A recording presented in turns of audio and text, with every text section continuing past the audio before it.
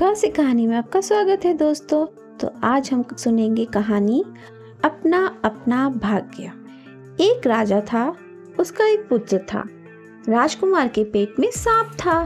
किसी भी तरह वह उसके पेट से बाहर नहीं निकलता था।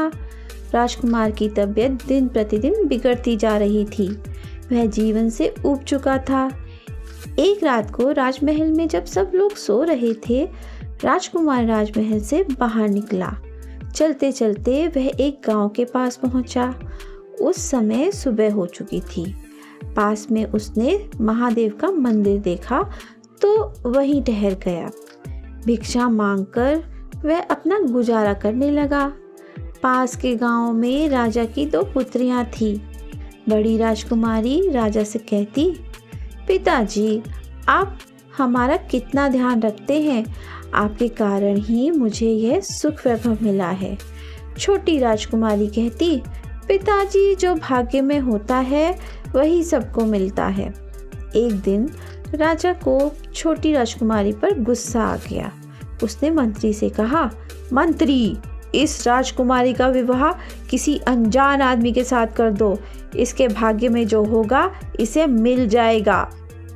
मंत्री भी राजा की छोटी राजकुमारी को लेकर उसी महादेव के मंदिर में पहुंचा। वहां उन्होंने उस भिखारी को देखा। छोटी राजकुमारी का विवाह मंत्री ने उसी के साथ कर दिया। राजकुमारी बहुत खुश हुई। उसने सोचा कि कितना सुंदर वर मिला है। इसके बाद वे दोनों दूसरे गांव में जाने के लिए रवाना हुए।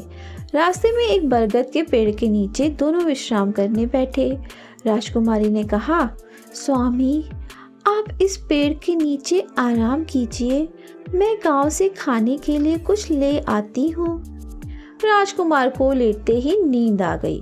धीरे धीरे सांप उसके पेट से बाहर निकला। उसी समय नजदीक के एक बिल से दूसरा सांप भी निकला। बिल वाला सांप पेट वाले सांप से बोला, अरे क्रूर, तुम इस राजकुमार को क्यों सता रहे हो? याद रखना, जिस दिन यह राजकुमार जीरा और राई मिला शरबत पिएगा, उसी दिन तेरी मौत हो जाएगी। राजकुमारी उसी समय लौटी थी। उसने बिल वाले सांप की बात सुन ली। दोनों सांप अपनी अपनी जगह चले गए। राजकुमारी गांव से जीरा और राई मांग लाई। उसने जीरा और राई का शरबत बनाकर राजकुमार को पिलाया। शरबत पीने के बाद राजकुमार के पेट का सांप बाहर निकल आया और तुरंत मर गया। राजकुमार भला चंगा हो गया। इसके बाद राजकुमारी राजकुमार को लेकर अपने राज्य में लौटी। राजा को इस बात का पता चल चुका था कि उनकी छोटी बेटी का पति एक राजकुमार है। राजा ने छोटी राजकुमारी और दामाद का भव्य स्वागत किया। उसने कहा, राजकुमारी, तुम्हारे भाग्य में राजकुमार था और वह तुम्हें मिल गया। कुछ समय बाद राजकुमारी को लेकर राजकुमार अपने राज्य में लौट आया और राजकुमारी के साथ आनंद पूर्वक रहने लगा।